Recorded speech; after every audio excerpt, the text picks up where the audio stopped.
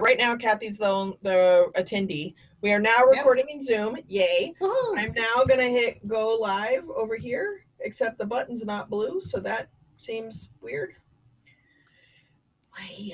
To broadcast? To stream it. That's what's weird, is it doesn't have the broadcast button. Okay. I don't know, maybe this is too long? To go live to Facebook. I don't see that on mine either. Yep.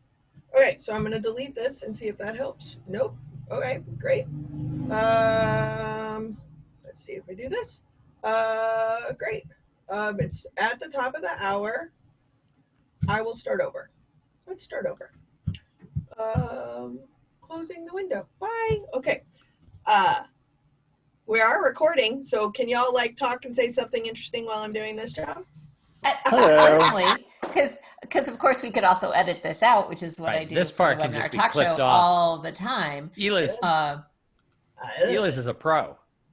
I am teaching my daughter to do it, so I don't have to do it. Eliz showered for the second day in a row. I can tell. Look pretty. Oh, thank you. I did shower. Thank you for noticing, but it was only because I was crawling around in the bilge of the boat this morning because the high water alarm was going off. So I was, that was exciting. Had a little, unfortunately left the water pressure on when we left the boat, and it emptied the water tanks right into the bilge. Well, I did not shower today. Boats, but generally that seems like a bad idea. Yeah, water it's inside not good. Good. You know, the bilge is there to catch that sort of thing, so it was doing its job, but the Bilge pump didn't appear to be keeping up, so we got a high water alarm. And they're like, I'll see you later. I'm going to the boat. I'm going to the boat now before it sinks. Yeah. Well, I was out building a chicken coop and trimming trees this morning, and I did not shower because I just got off another call where I threatened to sue my architect. So, okay, go live. Awesome. Yeah, we are going live. There it is. We're on Facebook. What is amazing about COVID-19 is that I have become the tech department. I don't think I've ever streamed live on Facebook before. This is now you are. You have? Have I? Yes. You did it on the webinar talk show. Oh, well, right now, boom. Do you feel it, Jerry? I'm experienced at this. I've done this so many times, like twice. I didn't even know I did it the first time. All right, let's get this puppy going. Do it. Get the puppy going. Oh, I should probably shut this because that's a fire truck. Although you're going to miss my dog's howling now, which is very sad. All right, so we're starting, and I'm very excited to, I guess, kick off. I'm Jessica Pettit. Hi. I am a relatively new member of the Speaking Upwards group, which is also a relatively new group. And in one of Kathy's social hours, we were having a conversation and we decided that it'd be fun to do events or share knowledge or share information.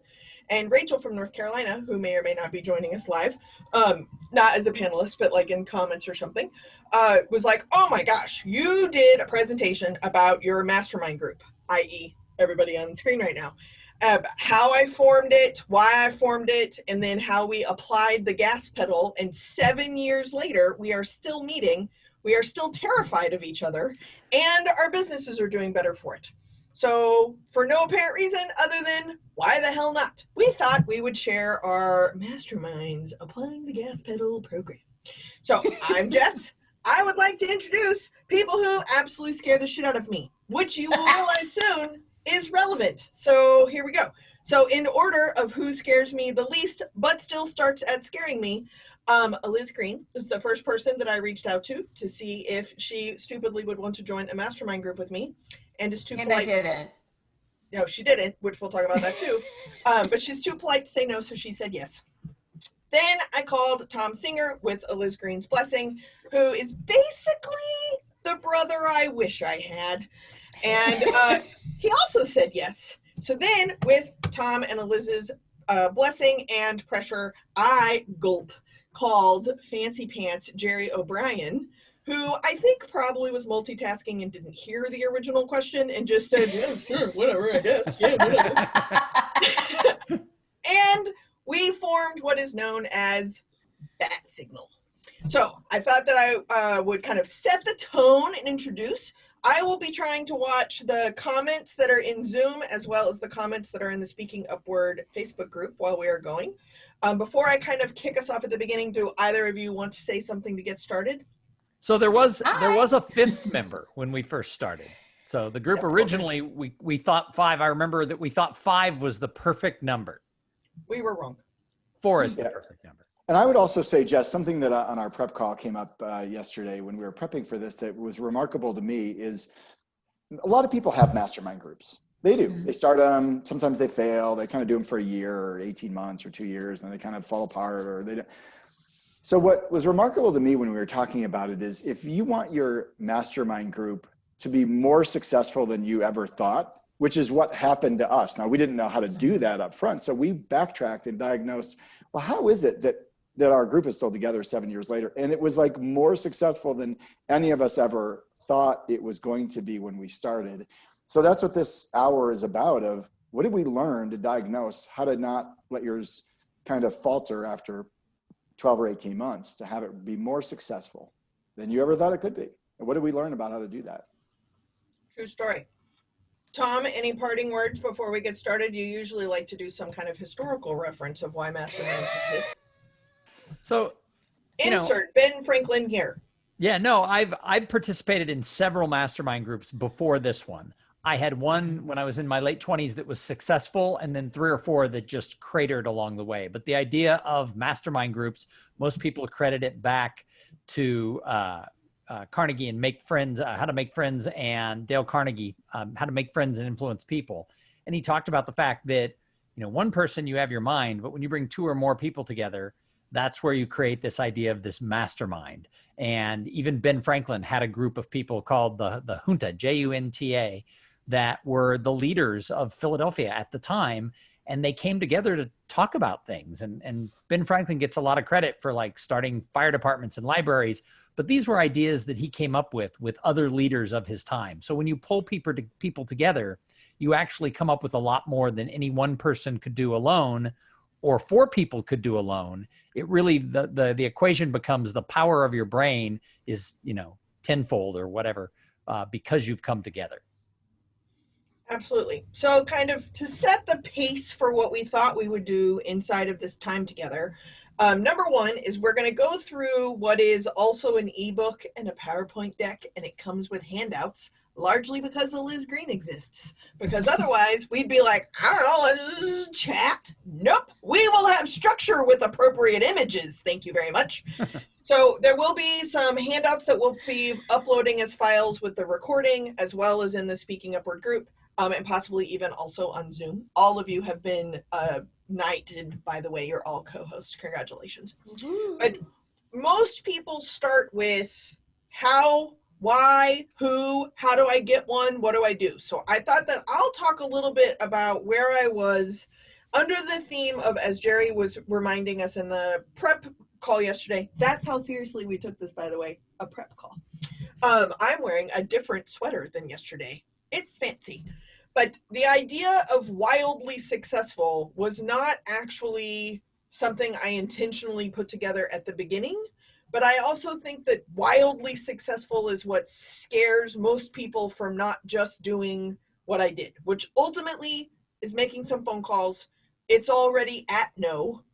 And if you make a phone call, you might get a different answer. Why is this so intimidating? We're such weird people. So under the guise of wildly successful, I'll talk a little bit about the deal breakers, what I mean by scares the shit out of me and why that is relevant. We'll call it at the beginning. And then we will move into kind of the perspective that we brought in. I don't know that any of us ever thought we'd still be together after 7 years, but I also don't know that any of us knew that like our incomes would double because of things that have come out of this group. So both emotionally, spiritually, financially, mentally, all that stuff is all gotten significantly better than we would have ever hoped. And why? The idea of setting this tone is that you may be in a mastermind group now that's not doing it for you and you don't know how to get out. You may be in one that you don't realize is not doing it for you because perhaps it's like an accountability group, which is fine, but that is not a gas pedal leveling up wildly successful group. And you are the one who's going to know that more than we are. We do also have to do a caveat. We're not accepting applications. You're going to have to form your own group, okay? But we're going to walk you through how to brainstorm, how to get out what you're in, how to elevate what you're in, or how to start something new. So that's kind of the plan. If I actually will shut up and do this relatively quickly, then I'm going to monitor the chat. They're going to do genius things. And then the plan is just to open it up for people who are here to either work through their exercises, ask questions, talk, etc. And then we'll go from there. That is generally the plan. Did I get all that right? I can't read my handwriting. Yes, you did. Okay, great. So under the guise of wildly successful, I was actually having a wildly successful career. I was speaking primarily in the college and university market, doing diversity work, and was like Elvis, top of my game. And eventually I realized freshmen are staying the same age. I'm getting older. I'm going to have to figure out a backup plan, or I wanted to go out like Seinfeld, not like Joan Rivers. So that's going to mean I'm going to have to figure out how to pivot out of education, and I had no experience outside of education. So I decided, okay, here's some frameworks, i.e. this is coming in a handout shortly. So first framework cannot be in education, because I was already doing education, so I wanted other speakers who had nothing to do with education. I did also clarify they needed to be speakers because of NSA membership. And then at the time, the XY group was relatively new, and I wanted to like use that as like a small bucket population to look for. So not education, NSA members in the XY group. Then I also did not want another diversity person, because I have plenty of those people in my life. Not that I wanted like a jerk who doesn't understand diversity, but I didn't want that to be their topic area. So that was kind of the initial framework, right? NSA member, XY member, not in university, and not a diversity person. And then the one that's hardest, I think, for people to grasp is they actually had to scare the shit out of me. 7 years later, still a thing. Terrified. So what scares you is really relevant, and it will actually help keep the group together. Once I came up with those things, I then started paying attention inside that little group, and it was very obvious when each person did something that I was like, la, la, la, la, la. I wrote their name down on a list. Hey, why is he reacting that way? And then the scariest one, Jerry, the story I like to share, is Jerry had like, who knows, a 9-figure speaking deal or something. And he just super casually put into the XY group, like, it's the weekend of Brewfest, and like, I got plans. And I remember in that moment thinking, I do not prioritize anyone, including my husband, that much to turn down a gig that's already happening for money to go do something because of a tradition with my friends. And what I realized is that I don't value my life. I value my job. And that is what scared the shit out of me. So that is how Jerry O'Brien got there. Liz and I have exactly the same defense mechanisms, which is very scary to meet a mirror. So that's where she was. And then Tom is like everything I fled Texas for. So like Tom is representative of who I was supposed to marry. Tom is representative of who I'm supposed to want to be like, and is also a native, not even a native Texan. You get honorary membership, but is representative of like all my daddy issues and all that stuff. Don't worry, I have a shrink. So between those 3 levels of scaring the shit out of me, these were the phone calls. Now, Tom already alluded, there was a 5th member who actually lives in the town that I live in and is a really nice guy, and had been a member of another mastermind group I was in that wasn't really doing it for me. That's a Cliff Note story. And I didn't want to bump into him at the grocery store and be like, I'm in another mastermind, and him not know it. So I invited him. He did not scare the shit out of me, still doesn't scare the shit out of me, and we're still friends. But you'll notice he's not in the group anymore, and that'll come up in their sections. So that's the beginning. The idea of perspective is the new fresh blood idea. I knew I needed bigger than me to pivot from where I was to where I wanted to go before I knew where I wanted to go. And the idea of bringing in new ideas and new people is actually something we still keep going, even when we meet in person, sometimes even when we meet on the phone in between our in-person meetups. But we will get to that. So with that, I'm going to shut up and turn it over to whoever's next. I forgot. You're still up. You're still up talking about perspective. No, I am not up. I am done. It says right here on my notes that you're doing perspective, but I would be happy to jump in and just I did say, perspective and I did fresh blood. Okay, Well, see, this is how our meetings go. Just the one thing I'd like to add in here is when we talk about we talk about bringing in fresh blood. Early on, each of the other people were that fresh blood because they didn't know us they didn't know me very well. They didn't know what we were doing. But one of the things our mastermind group started doing like in year 2, which I think has been one of the coolest things that we've ever done, is in fresh blood.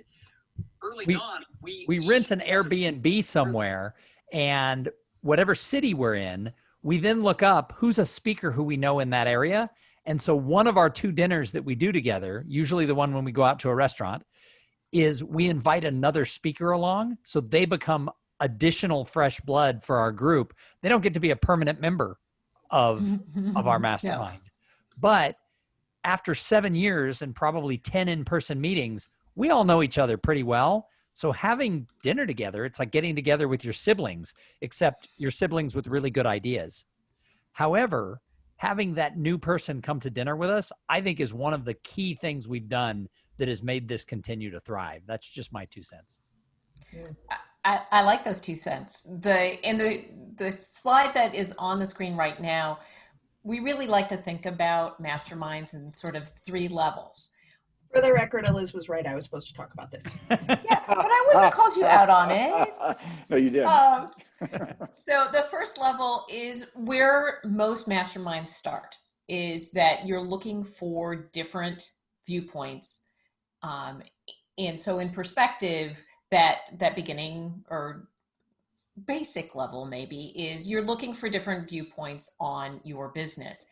When you level up to what we call a very effective mastermind, you do what Jess was doing and you create a group that's designed to fill a particular need.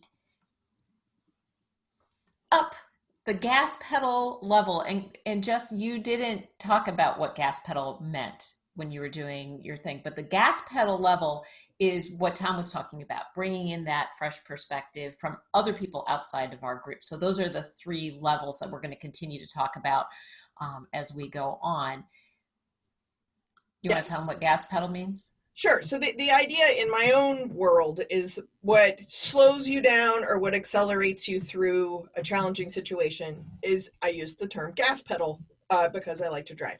So slowing down is like your excuses when you back away from something, and then what gives you the fuel to actually go through that to the next level.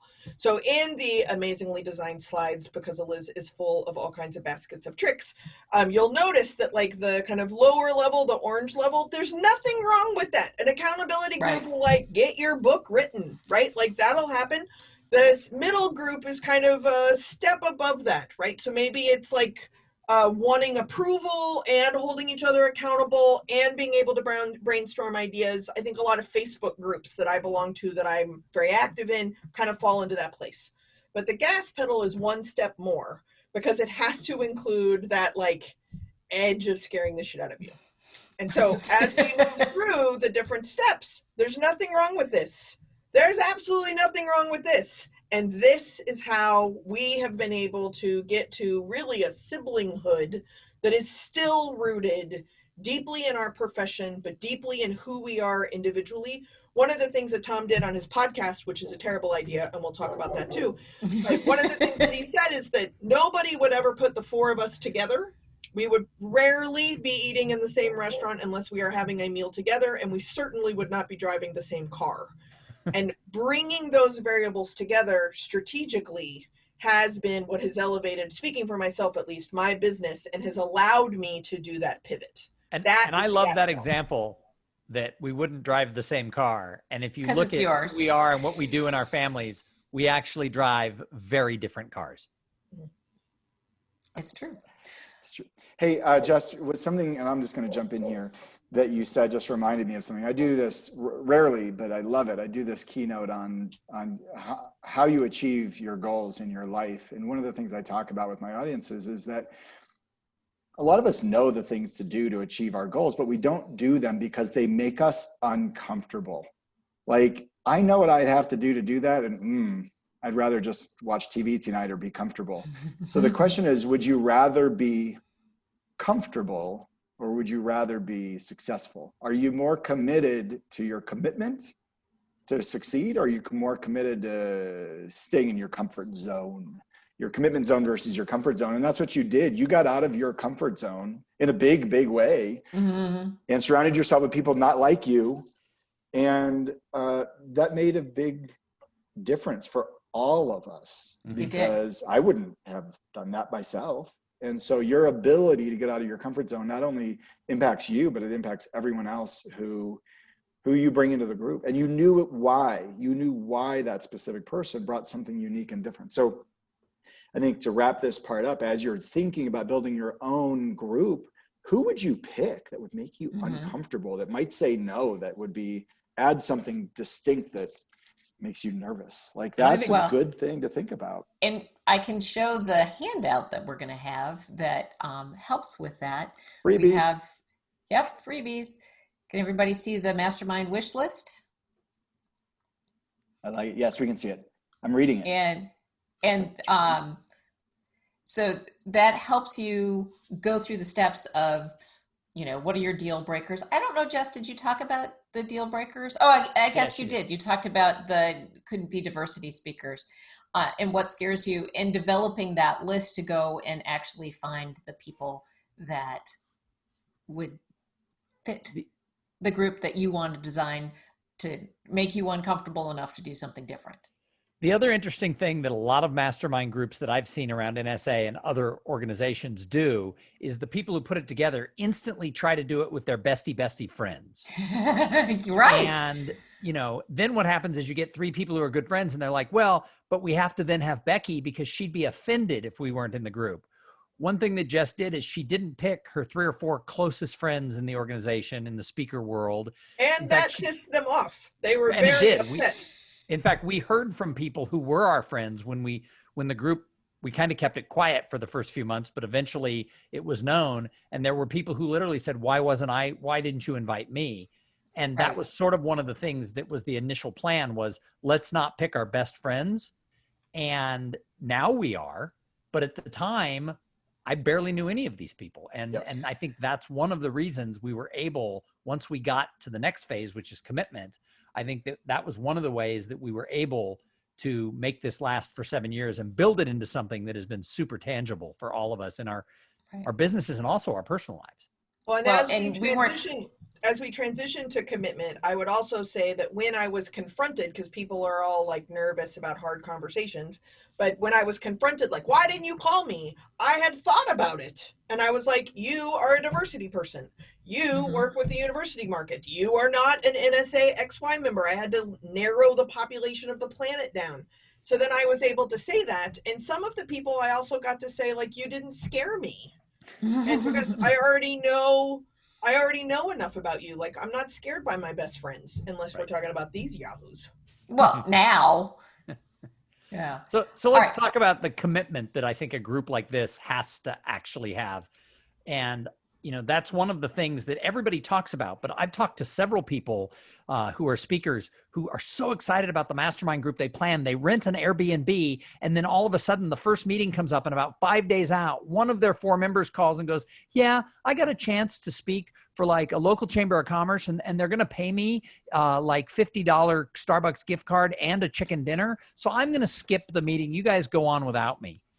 Early on, we knew that would destroy the group. So we made a commitment that if we did this, once we booked that Airbnb, there was no backing out. And we gave a caveat, unless it was that lifelong deal or super high price, like, your full fee times 10.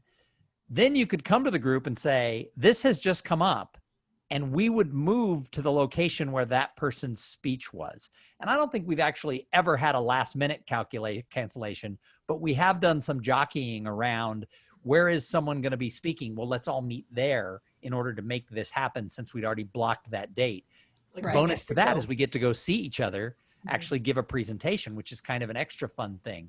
But Tom, let me just interrupt you there. I just had a great new idea, and this is how masterminds work. If you want to see one in action, so here's what we should do, Tom. Is if like someone gets that gig It's like the high dollar, like, oh, we got to do this. The person who gets the gig that wants to take it should have to pay for everyone else to come to their location using the money from their big fancy high paid gig. I think that's fair. I think that's I like that because he's the one that's going to get it. He's first. the one who's moving it. I don't, only if it's during Brewfest. right. I don't mind paying you guys all to fly in and do whatever. If it's that good of a gig that you're going to relocate everyone, no problem. Fine. Oh, I remember flying. So I do remember flying. I missed TSA. I'm ready for a good TSA pat down. Yeah. So the 3 levels that we see in the typical mastermind groups are this first level, which again is great. People want to build the group so that they can trust and have friendship that's right there. And that's a great place to start. But you have to be super committed to making the group a priority. We actually call our group, we call it Bat Signal, because if you were in Gotham City, in the days of Batman, I talked to it like he's a historical figure, and the mayor needed help, he would flash the bat signal sign. And over the years, each of us have done this where we've had some sort of a problem with a client or in our personal life or something else. And we've said, hey, everybody, I need your help. And the bat signal brings everybody to that proverbial rescue. So you want to start with building that friendship and trust. The second thing is you want to manage that you have the member fit. And we already talked about not just picking people because they're our friend, but picking people who have a different perspective, a different type of business, and all that. And then the third level is that everybody comes to expect that our lives will change because of this group. And that means that when you come in, the way we structure it is we rent a house about every 8 to 12 months. We move in for 2.5 to 3 days. We actually have a plan. We eat breakfast together. We bring lunches. Our first stop is going to be a Whole Foods, and we're going to go shopping, and we're going to get some wine and some cheese. One night we're going to go to a restaurant. One night we're going to cook an amazing dinner. And just like siblings, everybody over the years has kind of gotten their roles. I happen to make a killer breakfast. That's my role. Eliz makes dinner. That's awesome. Jerry picks amazing wine and cheese. That's his job. And Jessica stands there and watches us do all of it. That's actually not true. She makes potatoes, though. We discovered that the last time. Those are fantastic potatoes. And Jessica makes chai. Yeah, she does. And she drinks a lot of chai. The point is that we get to that part where it's life-changing. We know what the routine is of the meeting, but then everybody gets about 3 hours to be on the hot seat. Talk about your business, what you're trying to do. And you have to know that these people are going to give you advice that isn't going to be easy. It's going to be hard. They're going to push you. But we know that it is life-changing advice for our businesses. We're able to talk through things. Jerry hired an assistant several years ago, and he wasn't sure how to structure it. I remember we spent like 2 hours talking about how do you structure that? And, he was able to move forward with that. I remember being there when Eliz outlined the idea for what are now 2 books, one that has released, one that will release later this year or early next year, when the aha moment came of what the structure of these books were going to be. And when Jessica made the decision to leave the college market, that was scary. Talk to grown-ups, we watched her sit on the couch and cry. And an hour later, she booked her first thing. We sent her into a room to make some calls. She came back with a Chamber of Commerce booked event for a month later. So to be committed to those types of things with each other, that's the highest level. Yeah, Tom, I remember when we were in Port Washington, Wisconsin, staying at a house up there, and we're sitting on the couch, and you guys have kind of seen my keynote and seen my framework that I teach and the structure of it. And there was still some confusion, not just with all of you, but maybe let's say maybe with my audience members didn't really get it quite the way. They all loved it and they thought it was amazing, but they were kind of doing it wrong. And I sat there and I was explaining it to you, and I said these words, and Eliz or Tom, I looked at me and said, oh, that was me. Yeah, because I'm like, oh, I get it now. I get it. And I wrote those words down. They went into my keynote. And I would say, I don't know if there's a direct correlation, but I wouldn't argue it, that my business grew 30% the next year because audiences were more dramatically transformed by what they could do and how they would use this framework. I mean, language matters. And it, you got the slide here. It says, come expecting your life will change. My business, my language, my structure of how I explained what I did dramatically changed, because when the light bulb went on for Eliz, she goes, what? I'm like, I need my audiences to do that. And now they do. Yep. Sounds like a referral fee to me.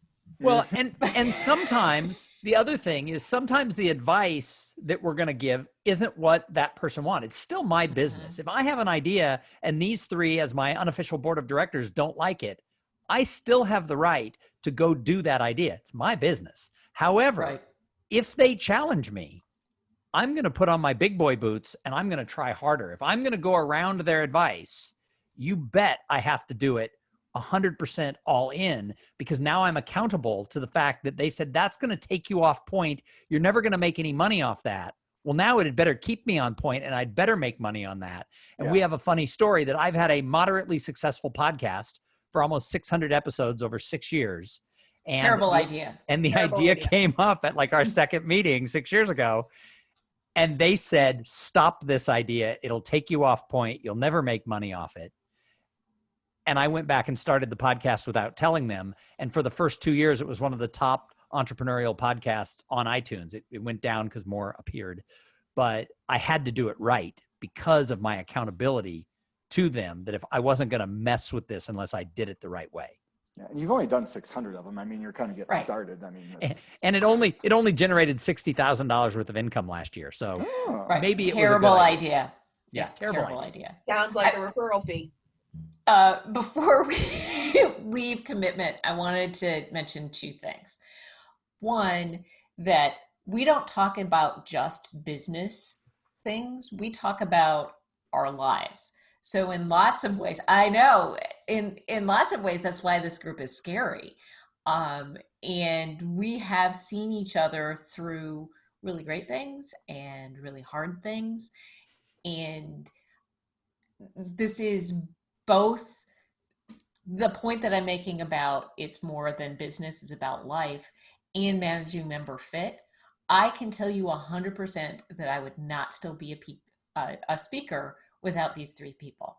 I would have given up. And, I joked at the beginning that I didn't want to be in the group. And I kept telling Jess that I didn't want, I'm not getting on a plane. And my girls were younger then. I'm not getting on the plane and taking time away from my family and not getting paid. I'm not doing that. You can't make me. I'm not this isn't the right group for me.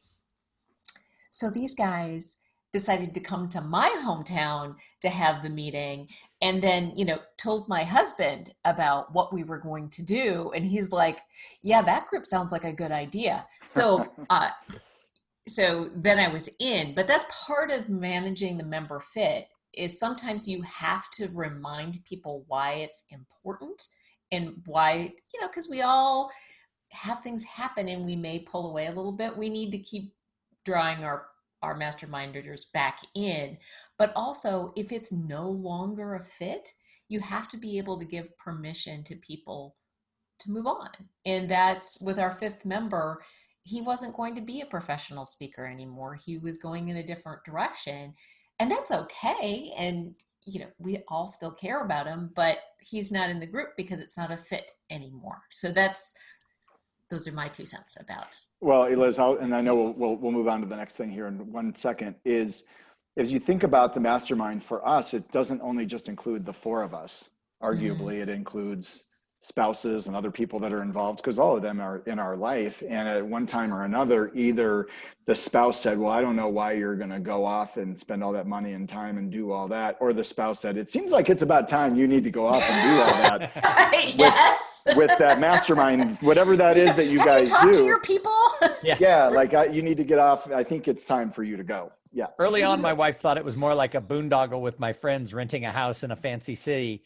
And then she realized I came back so driven to actually grow my business and would sell more. She'd be like, you haven't seen these people in a while. Don't you need to go to Miami? Yeah.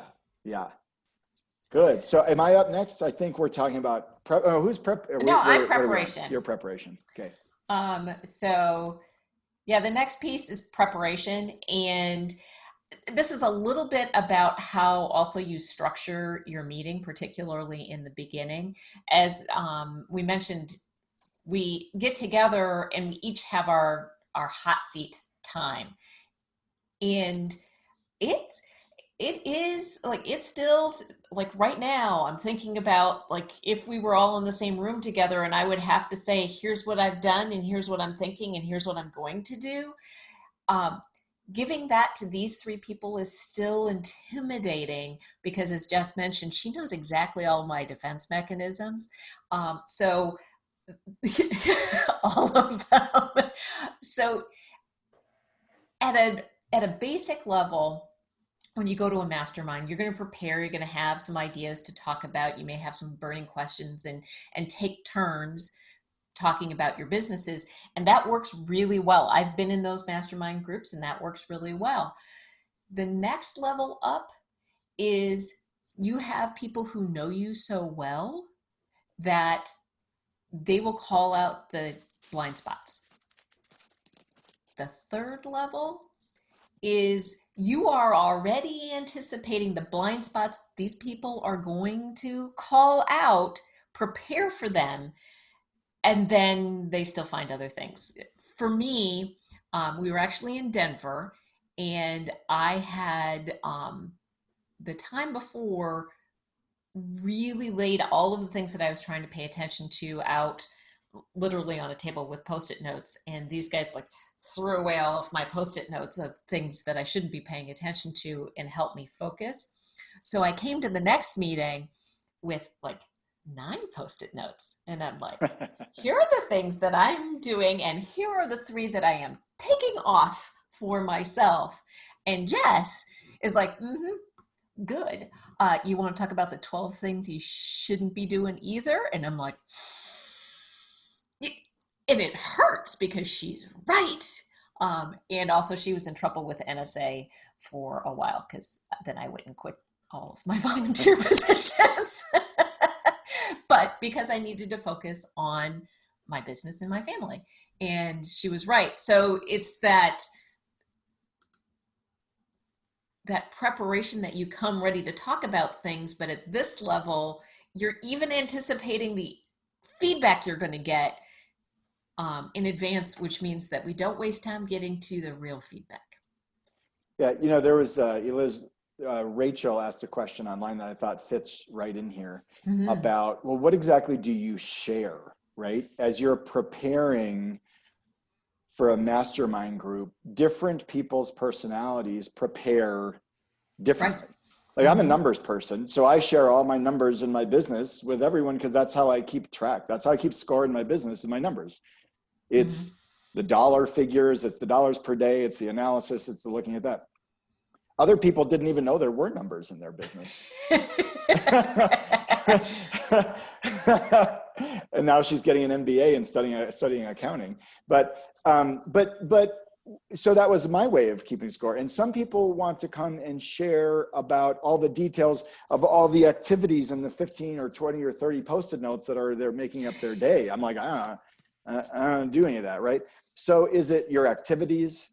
Is it your numbers? Is it your plan? Is it I'm having a challenge with my spouse or my kid or my best friend or my mother or my husband's my in-laws, whatever your thing is? It might be personal. It might be the dollars and cents of the business. It might be the activities. What do you share? You share what's important specifically to you because that's what your 3 hours is for. But when I first started, I came with like all flow charts and everything and marketing plans and whatever, because I thought that's what I was supposed to prepare.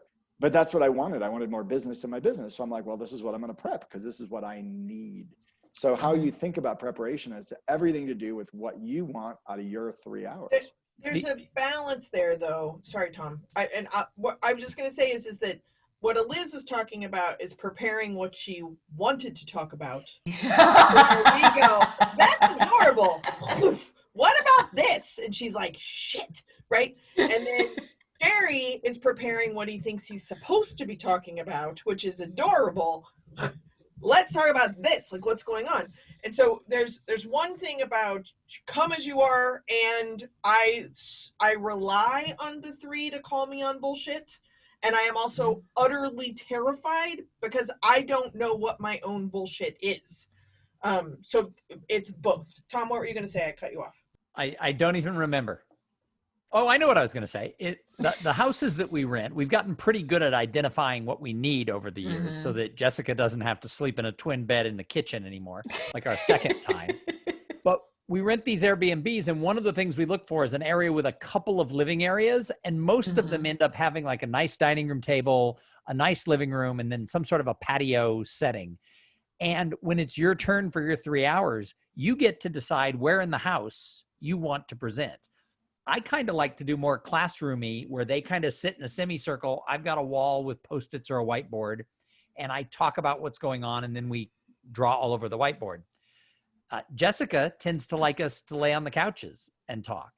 And Jerry and Eliz typically will pick either the indoor or the outdoor table, and we'll sit around in a board situation. So you can talk about whatever you want. They're going to call you on whatever they think is what you should be talking about, but you also get to do it in a way that's comfortable for you to open up and share what's going on in your life and business.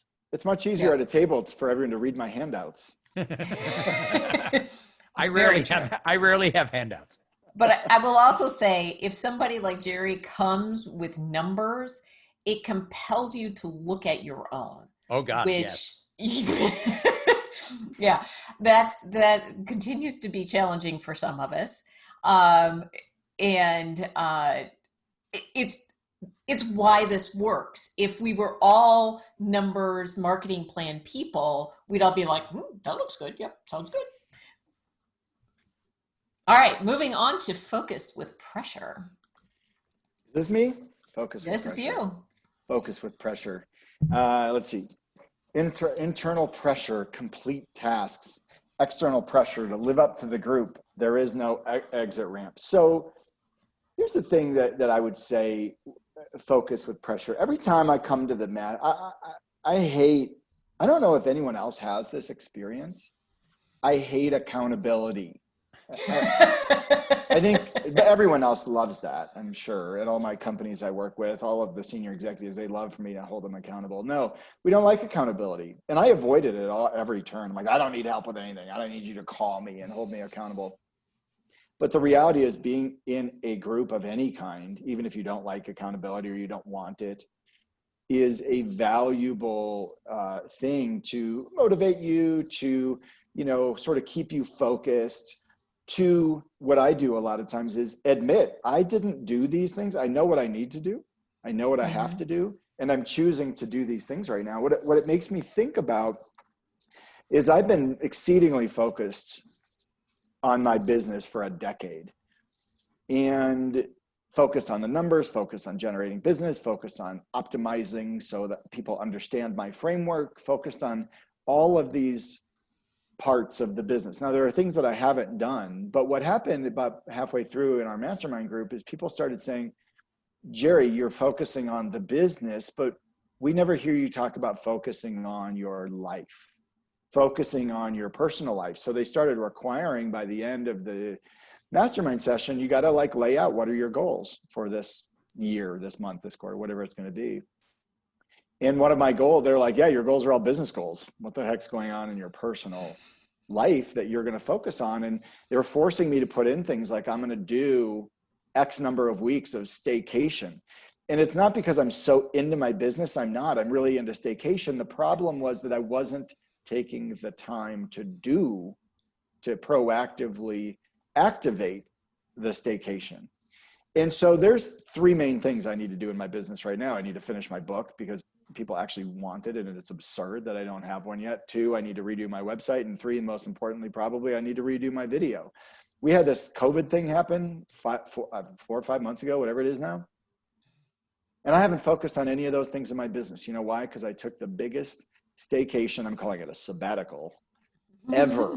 I don't really work pretty much. I kind of follow up with clients and they all say, well, get a hold of me in September. I'm like, sweet, 3 more months of sabbatical, right?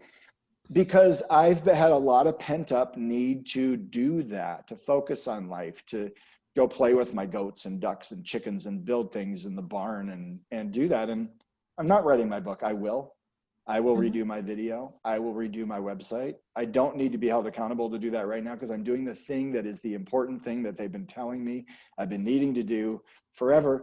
And now I got the time to do it and I'm doing it. I'm not going to worry one thing about it. But there is that external pressure of the things that you don't know you need to do. I don't even really like working on my business that much, but that's all they heard me saying. That's the thing, that the blind spot that we were talking about earlier. Sometimes you don't even know, and you know what you need to do and you want to do it, but they're like, why don't you go do it then?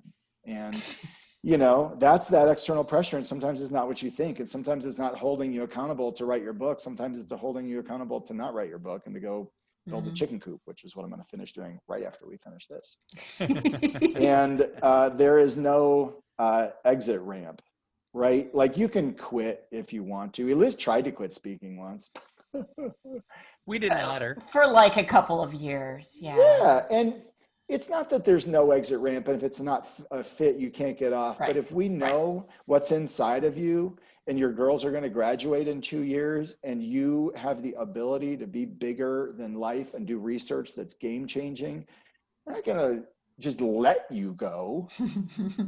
We're not going to just be like, well, that's fine, we'll find another Eliz. No, Eliz has done transformational research and work in what actually is causing stress for people, and it's not what you think.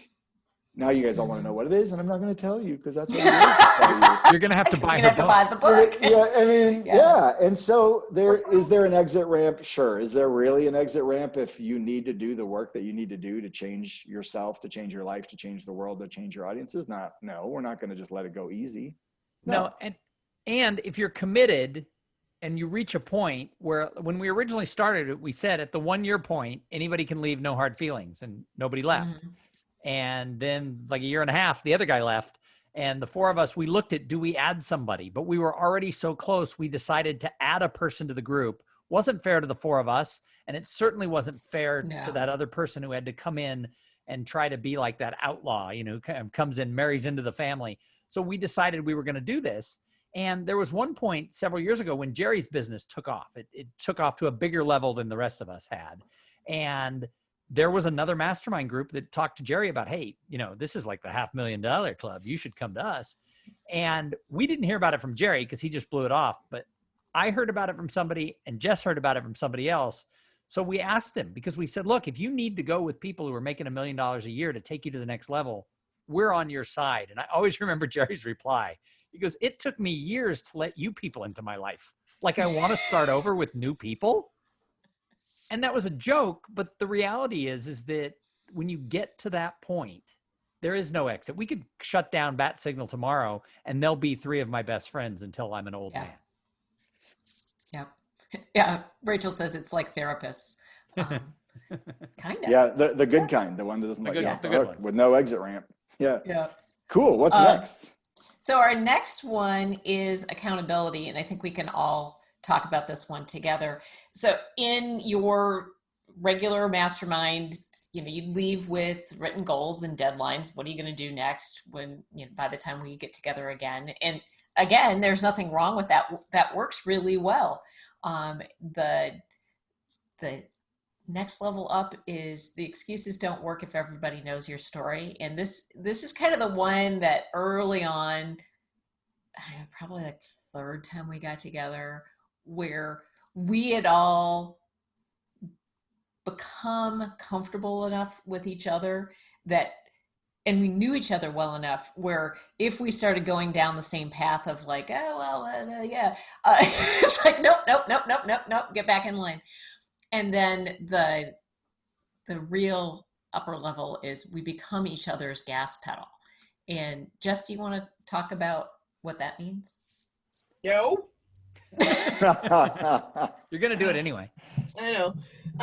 What I mean, I think it means whatever it needs to mean to each one of us in individual scenarios, right? So, like the most recent bat signal that I threw out in the middle of a global pandemic, I get an email from a client that recently fired me from a virtual contract to email me to ask if I knew anybody who did virtual work. And I was like, yes, I do.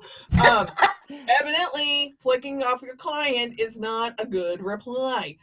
But I don't know. I actually don't know that I wouldn't have replied from that place. But I get this email and I'm like, what the heck am I ever doing? And all of a sudden, all three of them were like, Jessica, there's a global pandemic going on. Perhaps this is like Chicago nice Catholic talk for like, whoopsie, would you be interested in working with us again? So then it like got me off the ledge. So then I could send an email, bat signal. I need language of how do I respond? She's not going to want to get on the phone because if this is Chicago Catholic talk, then she's going to be all feeling all confrontationally.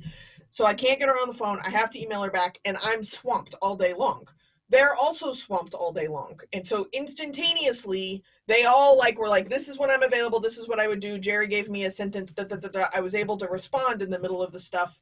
But Jerry's sentence is exactly how I would say what he thinks I needed to say, right? So like, not only was it a reply, but it was a reply that would come out in my font, even though he wrote it. And I was literally in the middle of other webinars with clients who haven't fired me. Like, instead of just like, nope, not working with you, you fired me in the middle of a pandemic. Like, that was not an option because the board of directors is always present and they're always available. And the responses are from their interpretation of my perspective and we're spot on. Yeah, and when you think about be each other's gas pedal, you know, when we go through things in our business or our life, or we need things or perspective or resources, I've reached out to all of these folks at different times for different things, whether it's, oh, I, don't know if I'm going to do the virtual NSA influence conference or not. And turns out Tom and Liz are like emceeing and moderating the whole thing. So they're really good people to ask because they go to every single session. Like, oh, should I do this or not? Or how's this going to work? Or when I'm driving through the middle of, I don't remember where I was, somewhere in the middle of nowhere in the South, calling Liz saying my life just fell apart. And she was the person I wanted to talk to, right? She was my gas pedal that day to like get me back together before I went to talk to a client or someone, whatever I was doing in the middle of nowhere. I just remembered a lot of trees and a highway.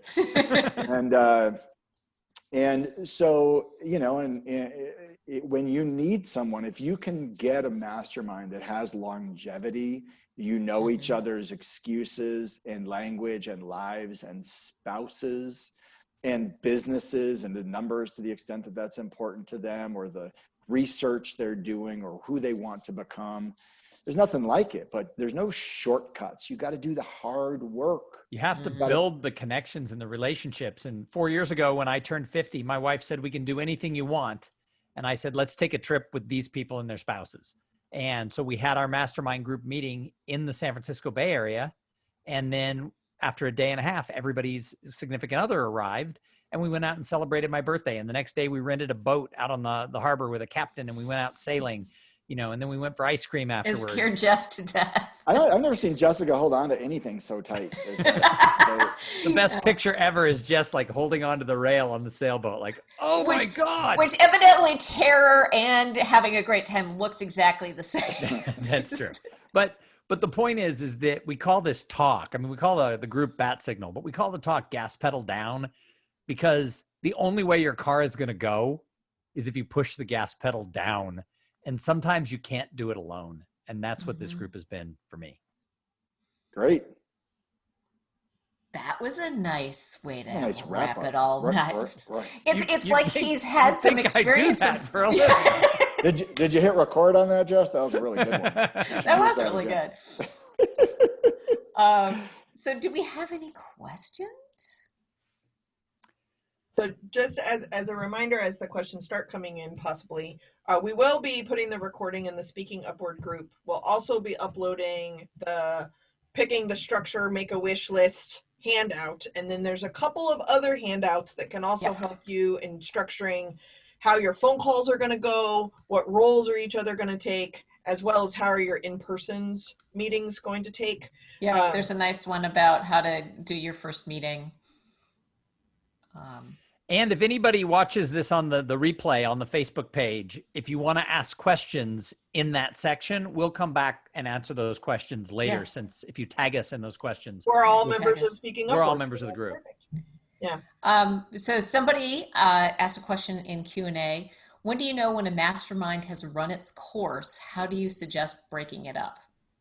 Jessica, that's a really you've blown good up question. a mastermind group. I've blown up 2 mastermind groups. Yeah. Thank you very much. So the first one that was the most obvious one that I did blow up, but it also needed somebody to blow it up, so they could have all kept meeting without me, and I was actually a replacement of someone who had left, which is another reason why we're like, we're not going to do that to other people. But I literally started having number conversations. That's what it is. Is I was like, how much time and money am I spending on coming to this group to listen to Margie need to paint her desk? Like, every time we would leave, one of the people in the group, her goal was to organize her office. Okay, I'm fine with it. But every time, every quarter, you still have the same, like, I'm going to need you to do some follow through, right? And I didn't mention this earlier in the structure, but I have learned that the follow through is like first base with me, right? So if you don't have follow through, I'm instantly like annoyed at you, but it takes a couple of instances to realize that you're still talking about the same damn stuff. So realizing that I was calculating numbers, which is not my go-to move, and I was dealing with people who didn't have follow through, also made me take responsibility for the fact I do have so much follow through, which also they will attest. I do things super thoroughly and spend a ton of money before I even have a buyer, but the shit's done. That is also not a good business plan. I have learned that over the 7 years. But when I realized those 2 things, they became deal breakers for the groups. And it just wasn't working because the group itself was not working. It was not follow through. What to do about that, I would think, is to either have a conversation about how do we get this up another level, an assessment of what level do you currently think you're at. And if everybody else is at a different level than you, they don't have to break up, but you do. But if chances are you aren't going to be able to move the group up, it will fall apart. And if you are able to move the group up, great. Go ahead, Elise. We still have this conversation within the group, and I think that's part of why it continues to be good. We are all fearful that we are the weak link. That's because I am the weak link. No, I am the weak link. But we do on a regular basis have the conversation about, is this still working for all of us? Do we need to do something different? Do we need to meet more? Do we need to move less? And if you're not having those conversations, that's something you really need to do. And a lot of groups just are virtual, and I think that's awesome. I don't think this group would have worked if it hadn't been, that 6 to 8 months. And sometimes it's 10 or 11 months because we're busy people with busy schedules. But we shoot for about 1.5 times a year, like every 8 months, renting that Airbnb and moving in together for 2. And now the last couple, we've done 3 nights just because we kind of like it. Yeah. So, So I think it's being open. I would say, Jess, to follow up with what Jess said, it's time to break it up if it's not serving you. And if it's not serving you and it's your own fault, then it's your own fault. If it's not serving you because it's people that are too much like you, then you know that. If it's not serving you because the people are kind of weak links, then you know that. If it's not serving you because you're not doing your own damn work, well, that's your fault. But break up with it if it's not delivering what you want, but be committed to get what you want. And Tom, I initially, the live meetings were the things that mattered. I could have taken or left the virtual stuff. Right now I'm finding the virtual ones are really I'm looking forward to them. It's valuable for me. I have a lot of things I want to talk about that really aren't business related because I don't really because you're on sabbatical. Yeah, I don't really have, no one's calling to hire me that much. So, I'm sure all of you are getting hired all the time. I'm not, just to be honest, really getting hired really ever pretty much right now. So, it's the live meetings were critical. If you don't want to do live meetings, okay. But for me, from my perspective, I don't think that would work for me. Yeah, You the know? live meetings are the key thing. And I know we're at the top of the hour, but there's a really good question in Q&A that asks, would you say that having shared values is important, like political viewpoints? Do you think that diversity is an option and things along those lines? I don't think you want everybody to be exactly the same. My guess is we probably all voted for the same person for president last time, but we probably haven't over the course of our lives. I would So say that's true. I would say that you need to have respect. You can have a different outlook or a different upbringing or a different way of doing things, but I think you have to be respectful. And if you can't be respectful, then it's not going to work anyway. Well, and I would say that, I don't know how people define diversity, but like, I don't have any kids. Jess doesn't have any kids. Tom and Eliz do have kids. That brings a very different perspective for all of us that we can all learn from. Jessica is a diversity speaker and has a different life than I have and different than Tom has. In every dimension, we have all sorts of dimensions of ways that we're distinct and unique. I wouldn't even just limit the thinking to politics or religion or this or that, but all sorts of different things where we can call someone and go, what do you think of this? Because you have a different life than me. I don't have kids. I don't have, we can ask Jessica about diversity questions because she's got that expertise. She lives it every day, right? And I don't know the answers. And she writes books on it. So I can say, what do you think about this? Or Liz, what do you think of this? Or Tom, what do you think of this? There are things too that I think are, I put this in the typed answer back, is there are things that I think are deal breakers that, at least for me, I didn't realize how much they would have been deal breakers. And I also didn't realize how much of my reality, my identity, my marriage, how I run my marriage and how my husband runs the marriage, what that means, why we don't have children. I didn't out any of that to them to the depth that they now know about my life. And I remember being really scared. Like, I'm going to break up the family because they think I'm just liberal. Whoo, buckle up. There's a lot about me you don't know, right? I can have conversations with Jerry about like why I think the stock market is actually immoral. And that doesn't make Jerry a horrible person. And I'm now getting an MBA. I still have problems with this. I still have problems with profits without labor. But really, you're buying people's anxiety and risk and reward. Okay, we'll talk about that later.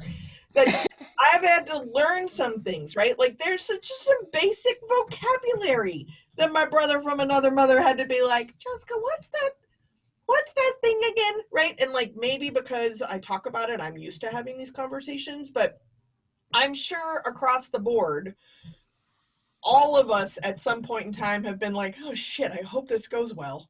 And yes. So yeah.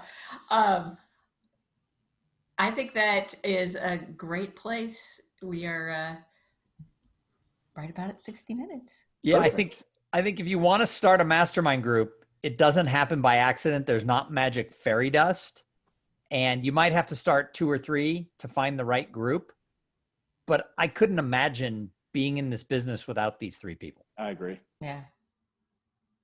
I agree. It's true. And thanks for giving us the opportunity to talk to each other for an hour because, we like that a lot. Thank you. Speaking upward. Bye-bye. Thanks, y'all.